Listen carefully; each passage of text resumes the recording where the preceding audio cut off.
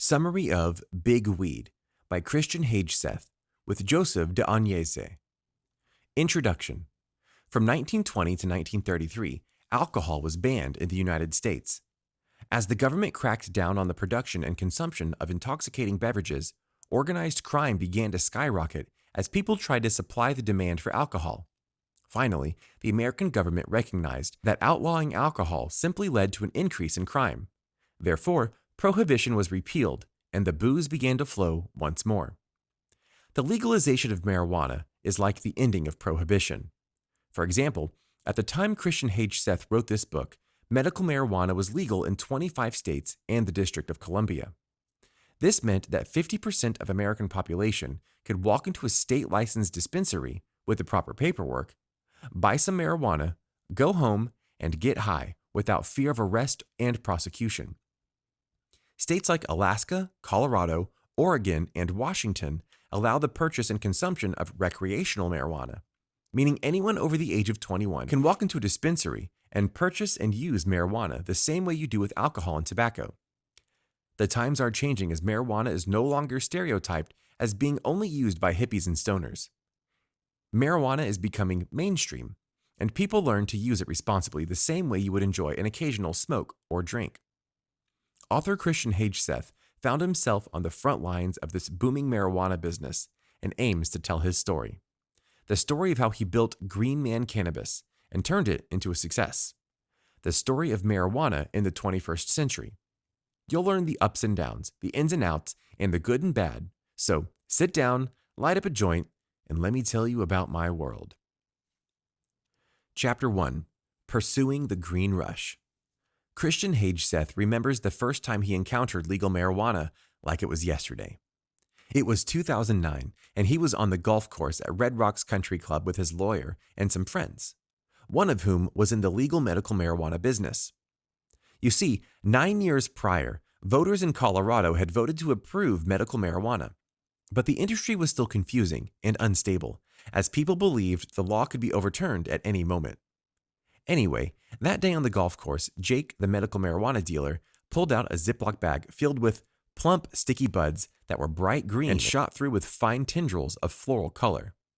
As Christian examined the flower, he realized the difference between Jake's weed and his own street weed was laughable. Of course, they decided to smoke that spectacular weed at that moment, and with just one puff, Christian knew.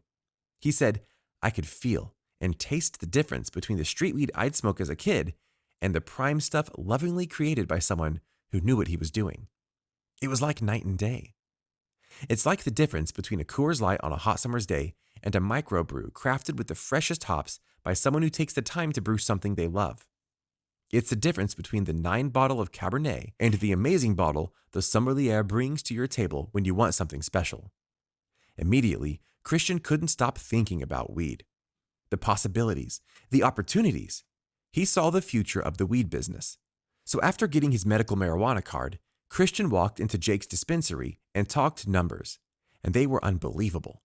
For instance, it cost vendors $500 to $800 to grow a pound of legal marijuana. While that sounds like a lot at the time, they could then sell the same pound for $6,400 retail or $4,000 wholesale. That's a profit margin of 800 to 1,300%. If you know anything about retail, those numbers are good.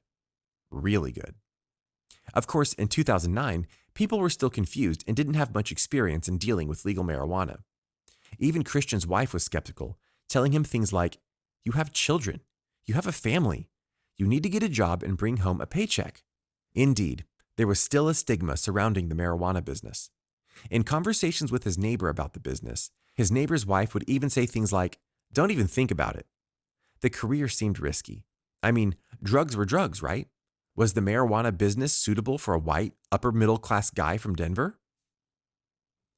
Chapter 2. Getting an Education. Determined to learn more, Christian sought to give himself an education in the business of marijuana. Where did cannabis come from anyway? Well, the history of cannabis can be dated as far back as 8,000 years ago, in places ranging from China to Romania to India, Egypt, and Europe. Even historical figures closer to our time enjoyed the occasional puff of the plant. For instance, researchers found pipes in William Shakespeare's garden in England that showed evidence of being used for cannabis, not tobacco. So, where did the origins of American marijuana prohibition take root? As late as the 19th century, cannabis was widely grown and used medicinally. In fact, cannabis was once prescribed with about the same frequency as aspirin. By 1913, however, Americans had started to pass laws against the substance in states like Colorado, Nevada, Texas, and California. Newspapers released stories about this new drug that Mexicans smoked, a weed that drove Mexicans insane, gave them superhuman strength, and turned them into bloodthirsty murderers. They even called this new drug marijuana to make it sound foreign and dangerous. From there, the lies and deception only grew as the media launched campaigns to educate Americans about the dangers of marijuana that were rooted in racism and fear. Then came the 1960s, and marijuana became classified as a Schedule I drug alongside heroin and LSD. Schedule I drugs theoretically have no redeeming medical value and a high potential for abuse. This classification still stands today. However, law-abiding teens, or white teens, were still getting busted for marijuana, so Congress felt compelled to investigate the true impact of the drug. In 1972, Congress announced that the drug wasn't addictive or a gateway drug or an instigator of violence. If anything, it mellowed people out and causes them to relax. Even today, marijuana is the world's most popular illicit drug. But beyond marijuana, the use of heavier drugs declines rapidly. For example, about 40% of Americans have tried marijuana. Meanwhile, only 15% of Americans have tried cocaine, and even fewer have tried crack or heroin. In other words, if marijuana is a gateway drug, then so are caffeine, alcohol, and tobacco. The real issue probably has something to do with how often marijuana users hang out with street dealers of hard illicit drugs. Christian was immersing himself in the world of marijuana, and he wanted to continue learning more. Now, however, he wanted to learn about the business side. Throughout his research, he learned that many people were cannabis lovers first, and business people second. This meant that many entrepreneurs believed the key to selling marijuana was simply a storefront with a bunch of glass jars full of weed. The rest would take care of itself. This, however, is not the case. So how do you make a successful marijuana company? Chapter 3. The Struggles of Growing. The problem that many small businesses in the cannabis industry have is that they had the enthusiasm and expertise on the product, but they lacked the vision to see what the industry would become in the long term. Christian, however, was determined to create America's newest consumer product. Everything from the packaging, the marketing, and even the public's perception would all impact the success of a business. Christian understood that the key to success in the marijuana business was growing the marijuana. He had a vision in which he would control every aspect, including the supply and quality of the marijuana, the packaging, branding, and even point-of-sale marketing. Unfortunately, everyone was still worried that the federal government would one day grow tired of the legal marijuana business and just shut everyone down, arrest them, and hit them all with federal charges. But Christian and his investors decided to look at the bright side, and soon, after a simple $125,000 loan, they were in the business of drug dealing. Considering growing the marijuana itself was going to be the key to success, Christian sought to find the best grower in a market full of oddballs, skeptics, and criminals. After countless failed phone calls and interviews, Christian finally found his grower in Adam, who grew up in California with hippie parents who grew their own weed every summer. Growing marijuana, however, can be a tricky business. First, the plant likes the full sun and thrives in temperatures between 77 and 85 degrees Fahrenheit. And while it does well in humid environments, it begins to suffer when the humidity climbs above 55%. For this reason, growing indoors is the most logical solution for many growers. In greenhouses, human caretakers can control every aspect of the plant's life, from seed to harvest. Soon, Christian would find out just how much equipment and money he needed to grow a good bud. First, you must install powerful lamps that deliver 3,500 foot candles of light. However, you need more than just light. You need heat. Too much heat, though, can be detrimental as the plants begin to release moisture from the openings in their leaves called stomata. Therefore, you install air conditions that suck even more power. In other words, growing uses an incredible amount of energy. Christian and his grower had to come up with a plan that would make the process quicker and easier. By making a mother plant and then using the cuttings from that plant, Christian then dipped each cutting into a rooting hormone and stuck it in a place where it would grow. Each cutting would sprout roots and eventually grow into healthy clones of the mother plant. In other words, clones saved time. During their first harvest, Christian became mesmerized by the process and watched as they breathed life into these beautiful plants and inspected their every move. And after weeks of patience, it was finally time to share their product with potential buyers. With 3 pounds of weed in Ziploc bags with names like Dutch Treat, Lemon Skunk, Northern Lights, and Chronic, Christian was smiling from ear to ear as he prepared to share his first harvest with the world. However, they made mistakes. They hadn't dried the buds long enough or trimmed them tightly enough. As a result, buyers weren't interested in buying. In fact, buyers weren't interested in his second or third harvests either. It wasn't until Christian decided to go even bigger that he found the balance that worked. Chapter 4. Playing with Cash. After a complete overhaul and another loan of $500,000, Christian's harvest was on the up and up.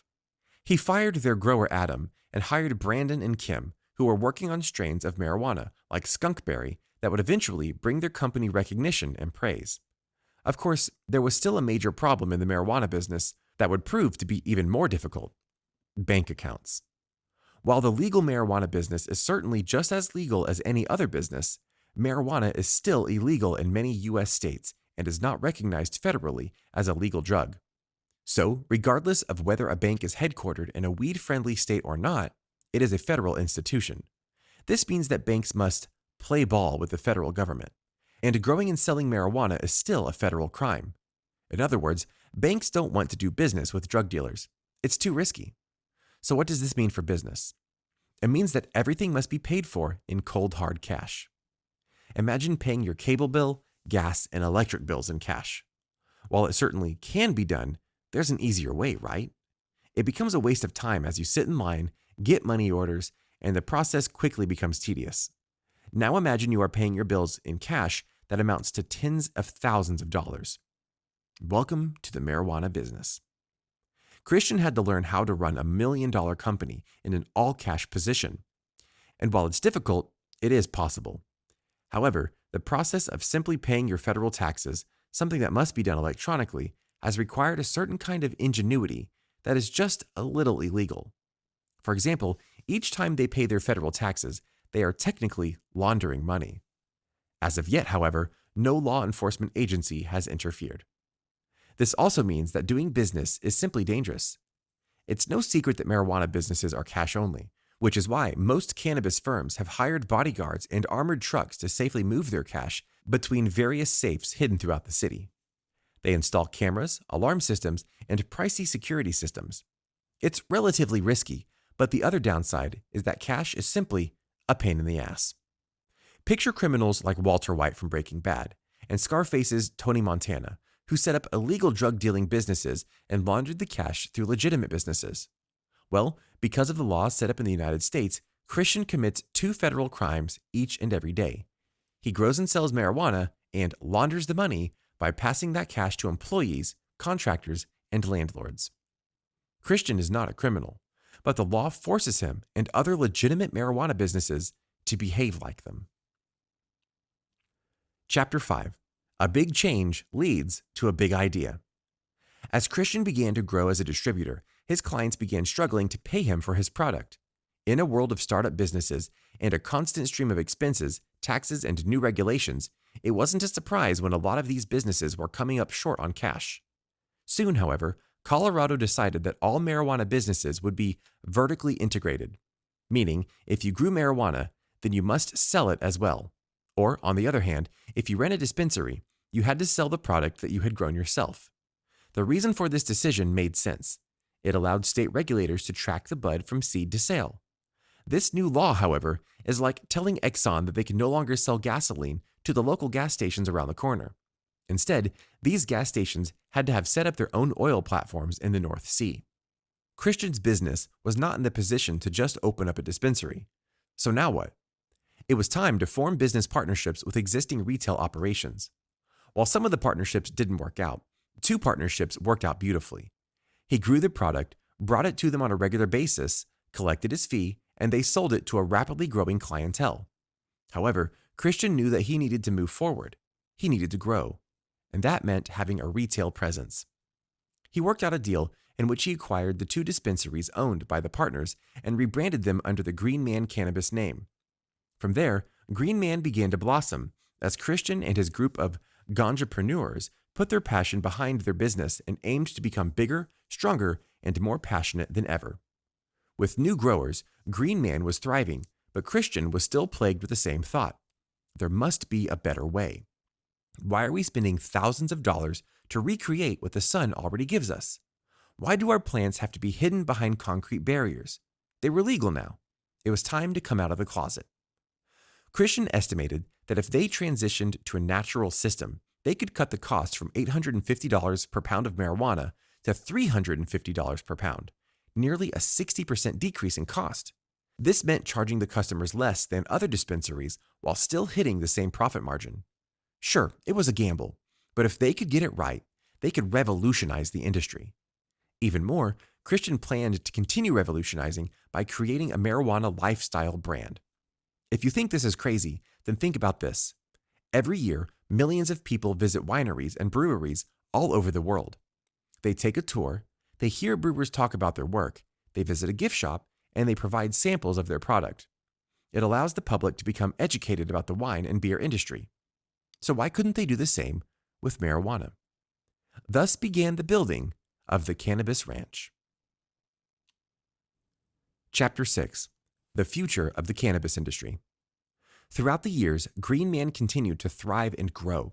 They won Cannabis Cup awards for some of their best strains of bud, and people were beginning to recognize the brand.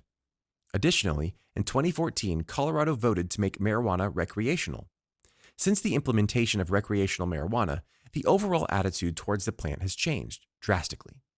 For instance, when a neighbor complained about a strange smell emanating from the home of Christian's friends, the cops immediately arrived. At the home, cops found 2 young men growing more than 170 plants on the premises. Under the new recreational marijuana laws, they were only permitted to grow 6 plants, and Denver does not allow more than a total of 12 plants in any home. So what do you think happened? The cops simply confiscated all but 12 plants and issued the men a ticket for a few $100s. That was it. Additionally, another friend of Christian's accidentally went through security at the Denver airport with marijuana in his carry-on. When asked what he had in his bag, his friend apologized and said, "I have some marijuana and a big tube of toothpaste in there." And the response? The security confiscated the toothpaste and sent him on his way. Just 10 years ago, both of these scenarios would have ruined lives and could have been met with aggression and violence. What a difference a decade makes. Can you imagine what the next decade will look like? As marijuana becomes the norm, cities and states will welcome marijuana companies on their own terms, meaning the industry will experience corporatization. In other words, starting a business and obtaining a license will only become more expensive. This has already happened in places like Aurora, Colorado, where you must demonstrate access to more than $400,000 in liquid assets just to apply for a license to sell or grow. Back in 2000, you could begin a successful business with a mere $10,000. Next, marijuana brands are going to want to establish recognition across state lines. As people begin to indulge in the brands and strains they enjoy, they're going to want to experience that same quality product, pricing, and service anywhere they go.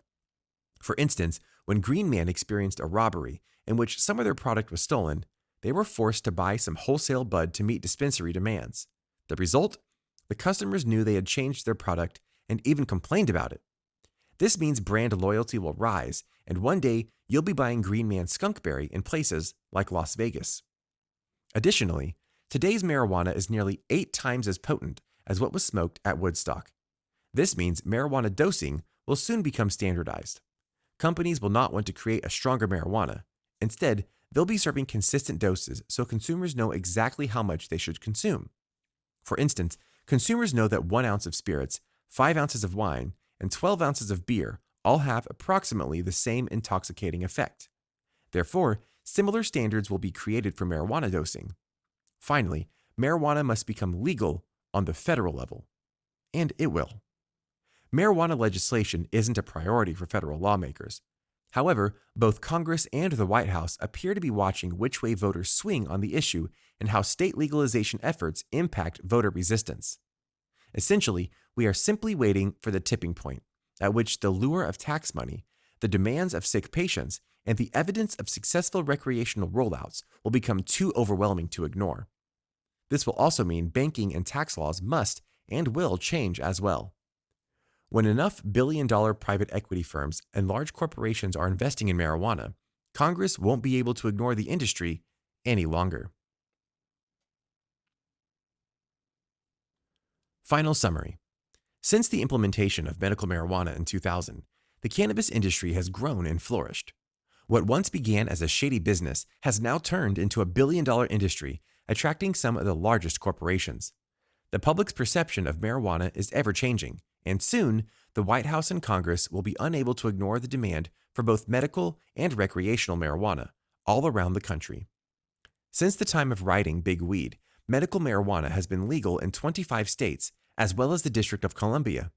These numbers will continue to grow, and by 2020, we could see at least 10 to 15 states make the leap to recreational marijuana. As the industry becomes a serious business opportunity, benefiting both the state who dips into the cash as they like and the business owner who creates jobs, partnerships, and success, people are now viewing marijuana as a legal business versus a street drug that will lead to insanity and murder. At the end of the day, the legalization of weed means providing a safe space for people to purchase and consume marijuana. And as we grow and educate society, marijuana will one day be viewed the same as today's alcohol and tobacco.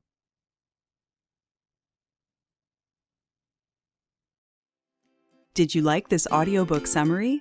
Click the like button now to support our channel and click subscribe if you want to get notified each time we post a new free audiobook summary on YouTube.